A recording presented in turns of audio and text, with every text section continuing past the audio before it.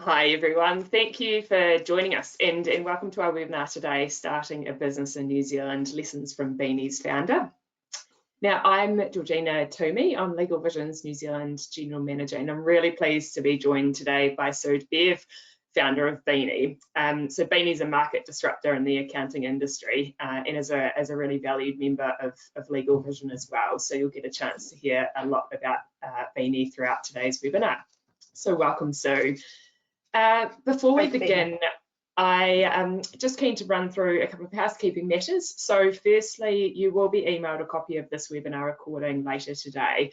Now, throughout the webinar, it's very much Q&A style, so do feel free to submit any questions that you have for either Sue or I, and we'll build them in as we go. And would also be grateful if you could complete the survey after the webinar as well. So also all attendees today, they're welcome to contact us for a legal consultation to discuss how we can help you with your specific legal needs for your business. So to request a consultation, if you could provide your contact details in the survey that appears at the end of the webinar, we'll get in touch to set that up. So to the content portion of the webinar. So Sue and I will be having a bit of a discussion around her experiences in launching Beany in particular, and we'll overlay that with some of our own experiences at LegalVision, given we're also a startup ourselves, and we'll look to broadly cover the topics of finding a problem to solve, who is in your team. We'll discuss both the launch and growth stages of a business, and finally, we'll just touch on some of the key challenges and lessons learned from the founder perspective. And also, obviously, given our current roles, we'll also be weaving in, you know, essential legal and accounting tips as we see them come to light throughout. So before we kick off, Sue, I want to hand it over to you straight away. It'd be great to hear from you, you know, who are you and what's Beany all about? So basically, you know, give us your elevator pitch. Okay, thanks for that, Georgina. Okay, so my name is Sue de Bievre, and I'm the CEO and one of the founders of Beany Limited, the other one being John Curtis, who's our CTO. So we basically had the idea for Beany in 2013, quite a long time ago. And the problem that I saw was I am a chartered accountant, so that's my trade. And at that point, I was working in somebody else's chartered accountancy business. And it kind of really hit me at that point that we were still doing things the same way as when I qualified in 1989. It was like really technology had not touched my profession. So that I think was a problem for our profession. But the problem for the clients is that they were then having a requirement to file, like statutory requirement to file tax returns and financial statements. And the cost was high. And the service was poor at that point, I believe, in my profession. So I have been a small business owner as well as a chartered accountant. So for me, my heart was going out to all these business owners who were paying basically kind of $2,000 per annum for a set of annual accounts and a tax return, and I didn't think it was good value. And accountants were not kind of feeling the need to change because there was no alternative. It's a statutory thing. So that was the problem I tried to solve. Low cost, high quality accounting services for small business owners in New Zealand. Yeah, and look, that's really exciting to hear from our perspective as well, because LegalVision, very, very similar. We find that often, I mean, everybody who's knows that's very much, you know, cost is prohibitive and law as well. You sort of get paid, you're charging hourly rates. And what we find is we ended up becoming very much the ambulance at the bottom of the cliff. So they're only talking to us when they absolutely need to. And by that stage, it's almost too late to deliver a good service. So I guess that's why the Beany and LegalVision partnership works so well, because often what we're saying to our clients is, you know, from a corporate structuring perspective, you know, this is how you should do it, but actually you also need to be linking in your accountant in this process as well. You need to be making sure it works. And we just find that people don't get that advice if it doesn't suit them from a cost perspective, particularly the early stage businesses. So look, we think that Beany is a really exciting proposition as well, which is great. Yeah, and that's 100% right. I think what we see quite often, or what we used to see, is that people would not come to their accountant and a lawyer. They would set stuff up with their mates, start companies, start businesses, and everything was a bit wonky-donkey from the start, and then problems obviously emerge, and they don't have a good platform to solve those problems. And you're absolutely right. I think LegalVision and Beany come very much from the same kind of genesis, trying to create an opportunity. And so what we do is our customer support desk is included in the price, so you can ask us as many questions as you want about anything. And the whole point of that is to encourage them to step forward and ask the questions before they get into trouble. So I think, yeah, like you say, LegalVision and Beany very aligned on that. Yeah, perfect. And so you very much had a problem that you wanted to solve. In terms of your target market, did you have a specific target there? Are you looking to grow that? What's your view on that front? So I think my target market was really where my heart was at that moment, which was with the small business owners, because in our profession, what tends to happen is larger companies can afford the better quality advice, and smaller companies sometimes can't. So for me, I really wanted to help smaller business owners. So for that, that's under 10 employees. And then the other sort of part of it is they have to be people who are happy to engage online, because we're an online product like LegalVision. So back in 2014, it was more unusual to meet your accountant online. I think now everybody's really comfortable with that, but back then they had to be digitally savvy as well as smaller. Yeah, and that's interesting. I guess defining that target market and how you actually deliver your product becomes really important in defining that market. But as you say, that also evolves over time. So I think the message there is, you know, you find your problem, you find your target market, but that is always going to evolve over time. So you always need to continue to be agile to match your product with what the market's currently doing. Would that be fair? Totally fair. And I think listening to the market is the most valuable thing you can do. I think quite often, and I'm sure I did this to be fair, but when you're very much in your product space, and I think it's really important that you listen all the time to what the market tells you. The market tells you what they want. You just have to be listening. Yeah, absolutely. Oh, fantastic. So then moving on to, you know, who's in your team, and I use the word team very, very broadly here.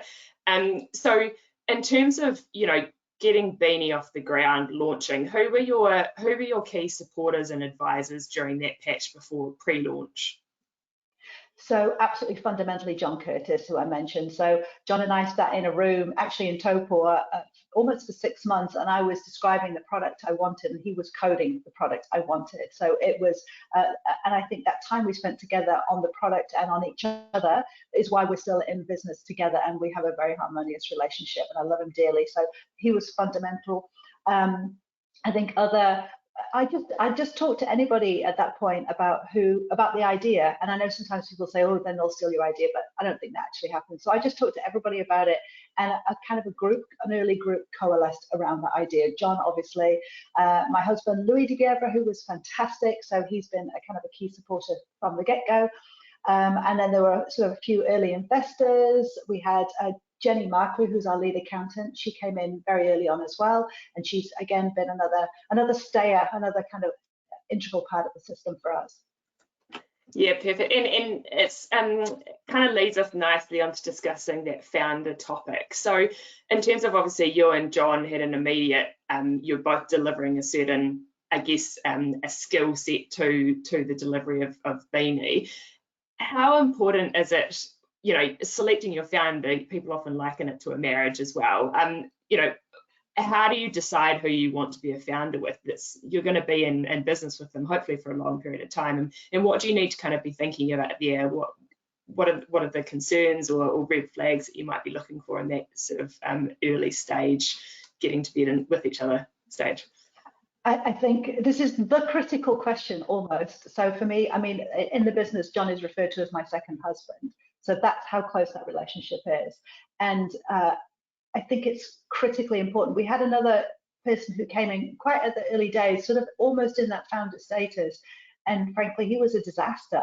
And so we had to offboard him pretty quickly. And I think my tip on this would be test your founder or your co-founder early on. And by that, I mean, be explicit about the things that are important to you, the things that are important to the company, seek agreement on those important things, and then in some way get them to enact whether they're actually going to do what they say they're going to do, because not everybody does, and that they actually believe the same things you believe in. I think those, so I mean, a shareholder agreement is kind of the classic vehicle for getting some of these early agreements, and I'm a big fan of them for that reason. Yeah, so I was going to say, I'm going to put on my legal hat there, because what we often find with our clients is that when they're at that early stage, there's a lot of excitement and enthusiasm and real love for what you're trying to create together. And often the reaction is, oh, we don't need to document that stuff now. We're moving so quickly and we really desperately want to launch. Let's deal with all that later. Often when our clients, well, not often, but we've seen plenty of scenarios where people come on board with us and it's the relationship's already broken down, and there hasn't been those really clear set expectations before they've started business together. It becomes very, very difficult to unwind. So I often say to people, you know, the best time to get those agreements in place is when you are all enthusiastic and you're all aligned. And I think you can much more clearly articulate exactly what you want that relationship to look like. And I think the other piece as well, you know, if you're looking at, say, 2-3 founders, you don't have to all be equal contributors or equal owners of the business either.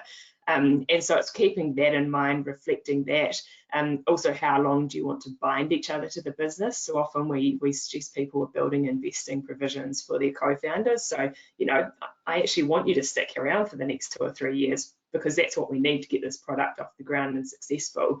So and obviously you touched on that, so the shareholders agreement becomes really, really critical from that aspect. But it's just really clearly setting those expectations up front and having those discussions before you kind of get ahead of yourself, I think is really key there. Could not agree more. The shareholders agreement almost becomes the founding document for the business, actually. In the reality, it's the best vehicle for that.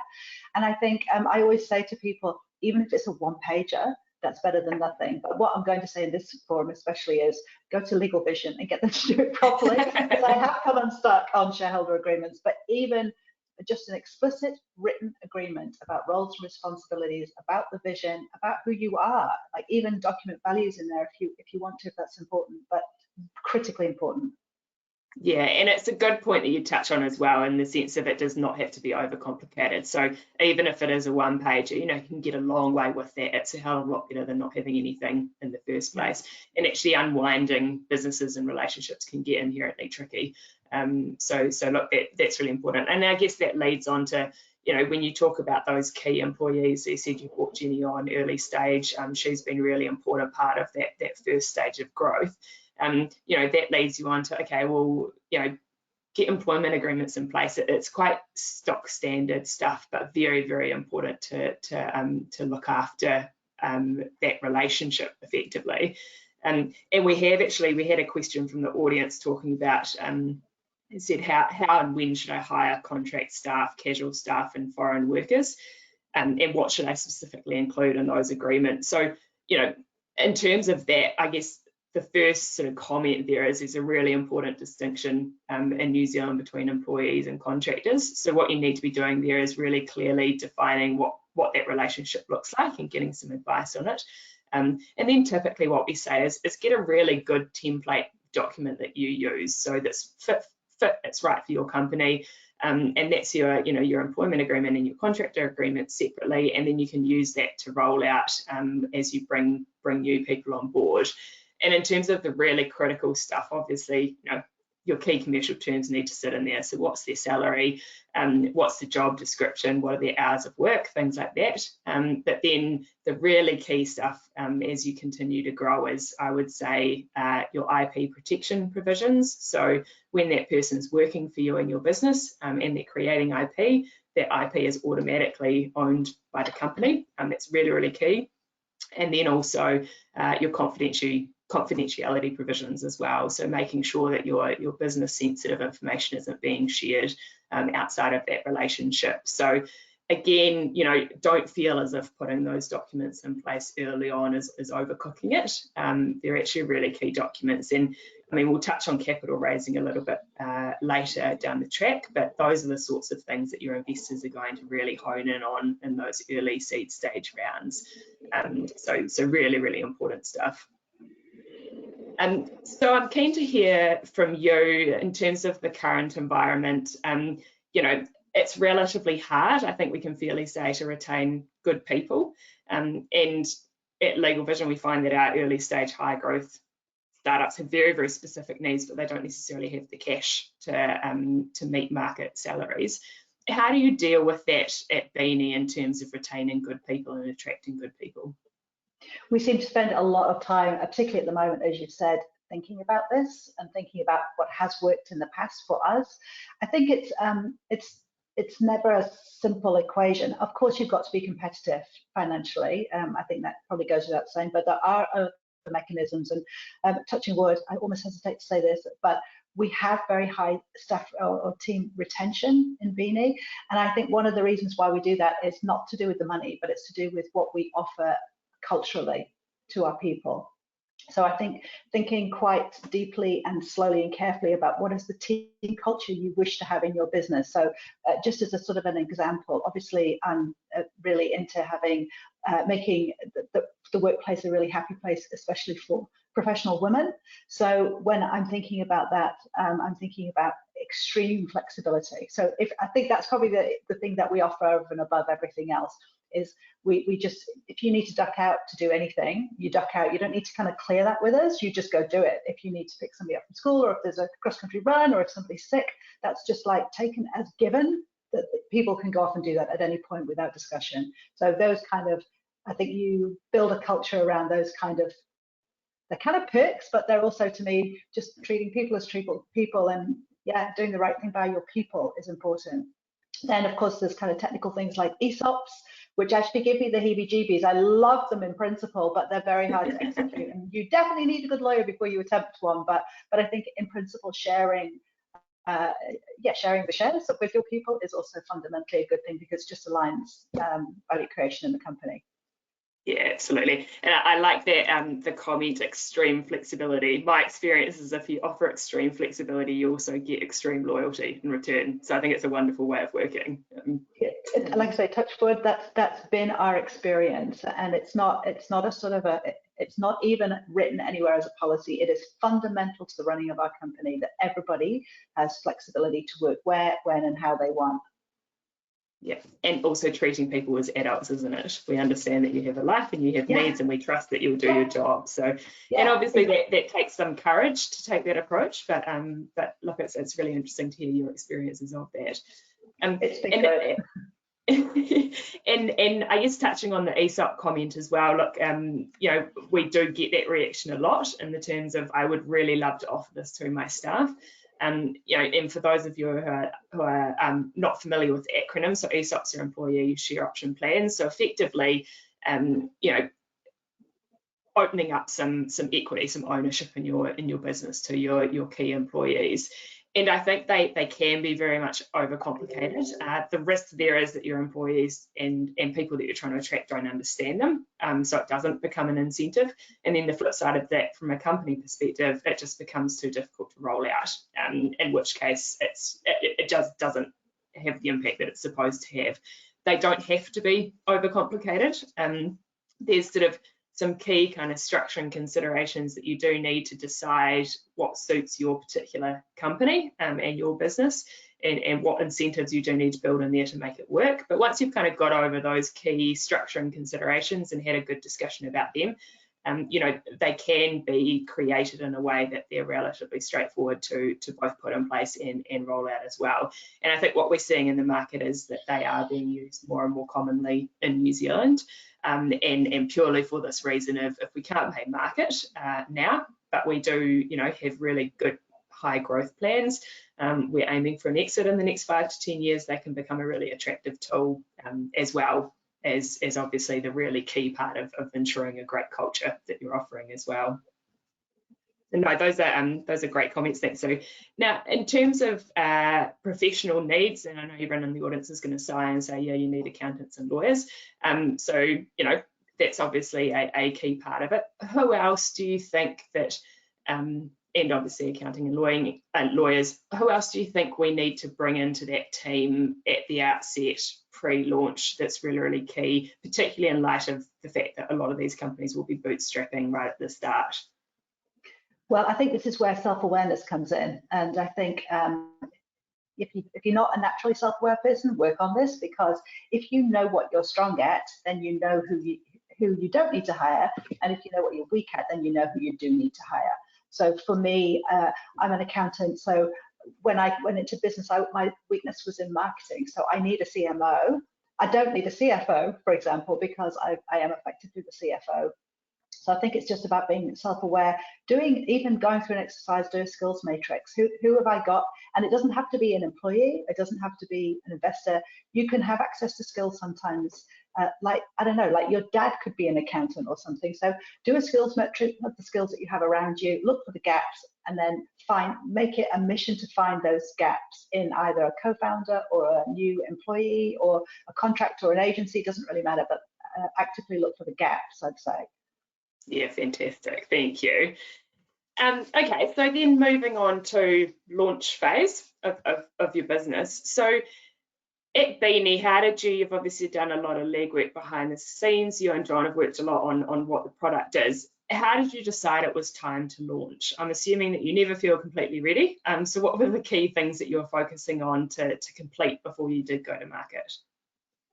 So I think a really critical thing for John and I is we've built quite a complex accounting platform, and this is like back in 2014. And so we basically invited every business person that we knew to come and sit in a room and basically try and break it. We said input stuff, move around, work it how you'd use it. And we invited 20 businesses into that initial phase, and 17 bought. 17 came in and became customers. And then we knew at that point we had some kind of product market fit. And then we kind of put up a bit of a crappy website, I seem to remember. We've been through many iterations since then, and that was it. We just went from there. That's awesome. And then in terms of, I guess, touching back on, those key initial phases. So we sometimes find LegalVision, you have clients that have gone and launched, they're in the market, but they haven't actually decided on their business model or corporate structuring, things like that. They haven't really thought about IP protection. What in that sense of, I guess, protecting the product and protecting the business, what were you focused on there at Beany, and what would you say were the key things that you got kind of locked and loaded before you went ahead? It's an interesting question for me because I am a chartered accountant, so I have quite a high level of technical knowledge about knowing I need a company, knowing I need a shareholder agreement, all that sort of stuff. And I still think I was a bit shit at this part of the business because you do get really, really enthusiastic and you just want to get out into the market and you want to sell stuff. So we did do copyright of our name in New Zealand. We forgot to do it in Australia. That ended up costing us, I think, around about 50,000 Australian dollars to actually buy the rights to use beany.com.au. So I would suggest thinking about IP protection in whatever market you're interested in and get in and buy it basically for nothing before somebody else jumps on it. Because when we finally called the owners of beany.com.au, for example, they said, "Oh, we've been waiting for your call," and the bidding started at 100,000. So that's that's not ideal. That's not ideal. So get on the front foot and at least protect your name and your domain names in any market you might be interested in, I would say, for a few $100. It's a really, really interesting comment, and it's always nice to hear those experiences. We had a very similar experience when we launched in New Zealand as well, and it does come at a cost if there hasn't been the foresight thinking, well, actually that might be a market that I'm going to launch into. And I think particularly in the environment that we work on now, a lot of businesses now, successful businesses, are online businesses. The reality is we become a bit of a borderless world. So when you're having those initial thoughts, you think, well, yes, we're launching in New Zealand, but very rapidly it's not going to be just a New Zealand business. So where are those other likely markets that you might be looking to? So, for LegalVision, we were looking at Commonwealth jurisdictions because that's the easiest way for us to roll out our product quickly. And obviously, with Beany, you've quickly launched into Australia, and I can imagine you're able to do that relatively easily in the sense of the actual product. So I think those conversations really early on, again, sometimes I think people shy away from those conversations, maybe because they don't understand what sort of protections there are out there, and also afraid of the cost. But again, I think, that's just one of those pre-launch things that you do really need to seriously consider and protect you going into the future as well. So I think IP protection and also corporate structuring. So again, it's a similar sense, and and if you don't set it up right from the outset, once you've launched and you've created value in the business, it does become quite not impossible at all, but just more time and cost involved in getting it structured correctly after the fact. And again, touching on that, investor perspective, those are the things that your investors will be looking to as well. And sometimes that first round of funding, if you've got a really enthusiastic investor that's prepared to stick with you, they'll actually require you to put those things in place before they fund, if they don't just walk away. So really key things to do relatively easily at the outset, but will certainly avoid a number of headaches later down the track. Cool. So then, I guess moving on to then the growth phase of it. So, and this kind of leads us into the capital raising conversation. So, during the early stages, our founders are likely to be, bootstrapping for as long as possible. But ultimately, in time, that's too limiting, effectively, and you need to source other funds. So at Beany, how did you secure capital to finance your launch and then the growth phase, and what were you looking at in particular there? Yeah, this has probably been the most interesting and most challenging part of the whole Beany journey is capital raising, and that's what I spend a lot of my time thinking about and doing. And I think we've run through every single type of raising capital from the 3Fs, family, friends, and fools. That's kind of where we started, and then we moved into angel rounds, and then we went into now we're sort of getting into more VC kind of territory. So we've been through those kind of three broad layers. I think from all of that, I've probably just given our time, there's just a couple of things I'd really say to people. Get investors in as late as possible so you've got as much value in your company as you can get. Do not listen to the investor side when you're thinking about your valuation. So angel investors sometimes hold themselves out as angels to the entrepreneurial community, but actually they're investors trying to make a dollar. So it's in their interest to drive your valuations down. So make sure when you're thinking about valuations, get advice and expertise from the entrepreneurial side of the equation, not just the investor side. And it's critically important that you don't undervalue your company, because if you do, you overdilute. And as you grow, you'll need to go through successive rounds. And if you overdilute as the founder, the VCs won't touch you. So the VCs want a high level of ownership still in the founder's hands, and so sometimes the angels kind of kneecap themselves, really, because they overdilute you, and then you get to the point where you're actually starting to be a valuable company and you can't raise because you've been overdiluted. So yeah, keep your valuations high, really stand your ground on the money you need and the value of your companies. And I'm happy to talk to anybody one-on-one on this topic, because I'm very passionate about protecting entrepreneurs. So sue@beany.com, reach out if you need like a little bit of personal insight into this. Yeah, look, so I'm really encouraged by those comments as well, because we do often find that as too much equity has been given away too early. And even it can be as soon as a year later that we have people like founders coming to us saying, we know that we made an error now, we're looking to raise again because we desperately need funds for the next phase, but we've kind of set expectations and we've also diluted ourselves critically. What can we do? And it's a very difficult position to be in, but I think the key thing there is actually the angels kind of kneecapping themselves, because that's absolutely right, because those more sophisticated investors later down the track, they want founders to have significant skin in the game, and if you don't have that, then you've got a real problem. So that's really interesting comments.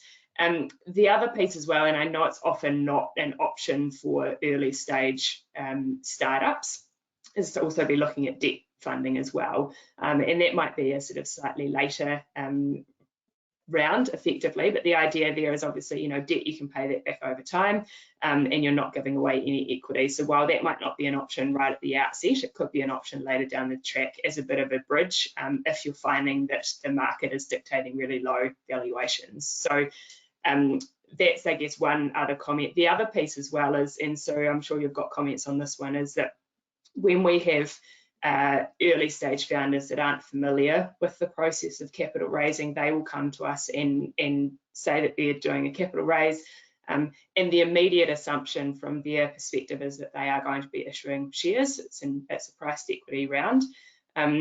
what we find here is obviously at the early stage, it's often quite difficult to value a startup sensibly. And because of that, you know, making sure that you're not diluting yourself too much becomes really difficult to assess that. And so there are other options out there. And again, you know, we don't have time to dive into them in any detail today, but it's more just a bit of an alert for the people listening in today that it doesn't have to be shares. So there are a couple of other options that we see pretty regularly used for early stage startups, and they are a convertible note, or a SAFE, a simple agreement for future equity. And the idea or the main attraction for those mechanisms is effectively, from a founder perspective, you can get money in really quickly to help you with that next stage of growth, but you are sort of pushing the need for evaluation to later down the track. So the idea is that your investor will invest $100,000, and the idea that that will convert into shares at a later point in time when you do a full priced round. So you're effectively saying, when we do value the company, when we've had a bit more growth and we're a bit more aware of what our valuation is going to be, you will convert at that same time, and often we'll apply a discount to that conversion price just to basically reward you for your early commitment. So it's one of those things that it's just don't commit too early to what that capital raise looks like. Don't commit too early to what the valuation is. Go and get that advice. Speak to your community, your fellow startup community, speak to your advisors, and they can kind of help you navigate that. Rather than sort of, it's very easy to get very attracted by an investor who's really keen. They make you feel good about yourself, and they're ready to commit, but you can very quickly get yourself tied up in knots there. Yeah, Georgina, can I just very quickly, I was at Auckland Airport flying out a couple of weeks ago, and I was flying off to the UK to go to Beany, UK, and I bumped into another founder who was flying to New York to do business in New York, and then a third founder that I knew in my ecosystem who was flying off to California. So we were all like exiting New Zealand on a Sunday evening, and we had like 20 minutes while we were waiting for flights to chat.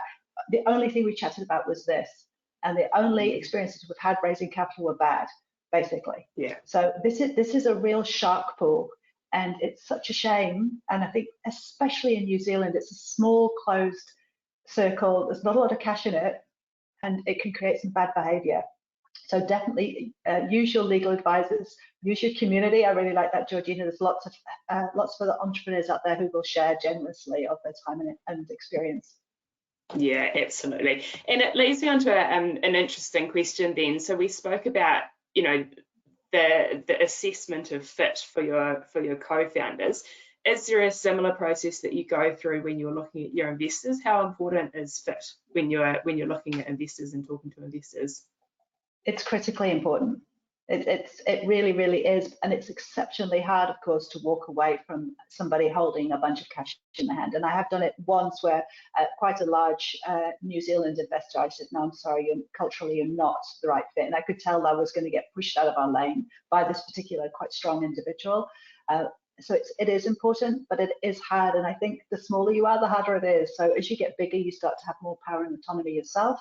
And that's why you need to hang on for as long as you can, get as big as you can, so you've got more power in the dynamic.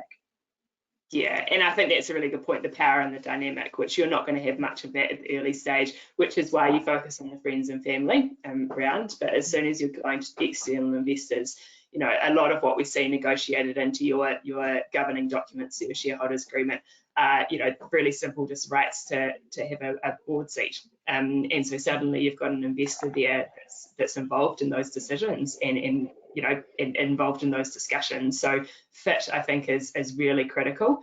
And often that can go wrong, which, you know, until you go around your next fundraising round and potentially get another lead investor, you do get a bit stuck, unfortunately. So never think it's just money, I think, is the message there. There's a relationship piece, and it can also work really well for you. So often I have clients that are looking for fit, not only in the sense of obviously landing on the commercial terms of the investment, but also, is this an investor that potentially has a skill set that is a bit of a gap for us? And it's not so much of a gap that we need an employee in that space or a contractor, but actually we think at board level they might have some really useful advice and guidance given the current stage that we're at. And so that in itself is can be incredibly valuable as well. So it can go both ways. I just had a conversation with Rob Everett, who's the new CEO of New Zealand Growth Capital Partners recently, very experienced director and investor. And he said, ask this question, does this director add value to your business? And I said to him flippantly, God, I was just trying to find one that did no harm. And he said, no, ask them what value. And I think that was a great tip. Yeah, it's good. It's looking both ways. So absolutely. Okay, so then we'll move now onto the key challenges and lessons learned. And just a reminder for anyone online, if you do have any questions, do make sure that you feed them through, and we'll build them in as well. So in terms of key challenges and lessons learned, and I know it's very difficult to do this in summary, but if I was going to ask you what the two key challenges that you've faced are, and how did you overcome them, what would your answer be to that? Yeah, this is a scary question. I think product market fit, like getting a good product market fit and working on that until you really start, you feel it, like you feel it when you're there.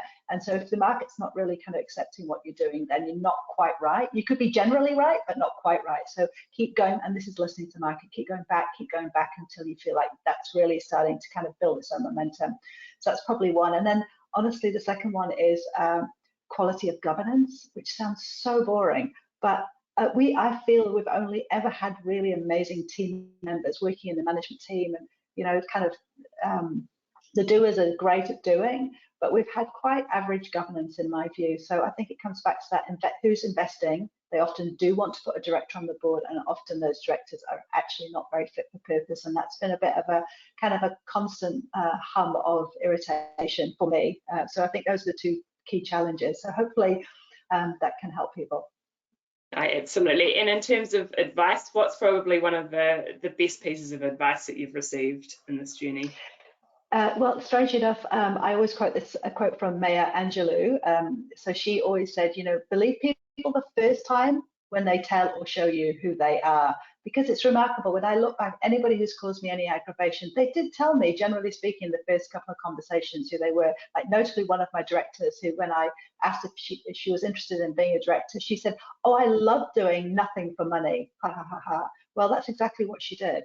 So she told me in that first conversation, and I thought it was a joke and carried on. So listen when people tell you who they are or show you. Don't let them show you over and over again. Just hear it the first time. Saves a lot of time and energy. And then in terms of future for Beany, so you've obviously just launched into Australia, and look, I know that that's a key target market for a lot of our startup clients. It's a natural fit to launch into Australia as a first new territory. How's your experience been on that front? Awesome. Love Australia. The Australian market's been really, really good to us. It feels more open and accepting of new products, strangely, than New Zealand. So love Australia. That seems to be going really well. We've just launched into the UK as well. And again, it feels like another large and open market for us. So that's also exciting. And then the third thing is we've just started to commercialize the software that we've designed for ourselves. So we're now selling that to other accountants, so we can kind of further spread the love and change the accounting industry. So that company is called Plug-in Accountant. So if you're an accountant listening and you want to learn a little bit more about our software, please reach out to me. That's fantastic. So future is very much bright, I would say. Yeah, feels good. Wonderful. Well, look, thank you so much for your time, Sue. I've certainly found that was extremely informative, and I know that our audience would have as well. So look, hopefully everyone really enjoyed that. Before we do get to time, we've got a couple of quick items to cover off. So really key piece here is we've got two really great publications that are available to anyone listening today. So there's LegalVision's Startup Manual, which is a really great overview of all the key legal needs you need to be thinking about when you are launching your business. And then nicely wrapped into that is Beany's Ultimate Guide to Starting Your Own Business. So same idea, really great high level things to be considering, but much more from the accounting perspective. So look, do download those and have a read. LegalVision's also got an upcoming webinar that might be of interest to you. So that's Disputes 101, how to prevent and manage commercial contract disputes. And that's happening on 18 April at 12 o'clock. So do come along if that's of interest.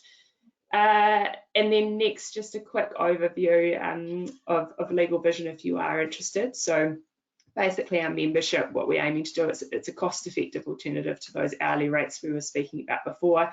So basically you have a fixed monthly fee and you get cost certainty as well as all-inclusive legal services.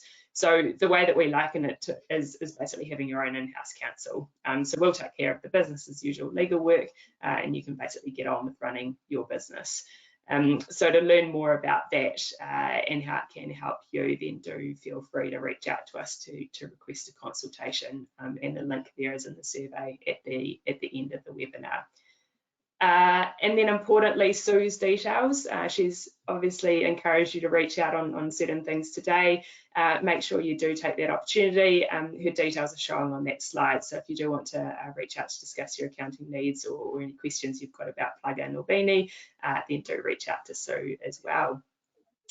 Yeah, and please, I should say, please feel free to do sue@beany.com as well if you want me specifically. Perfect. No, that's an offer that people can't refuse. Wonderful. Now look, that concludes the webinar today. So thank you so much for your time. You've been an absolute pleasure to co-host this with. Everyone in the audience, don't forget to request that consultation in the survey that appears at the end of the webinar. And thank you so much for joining us, everyone.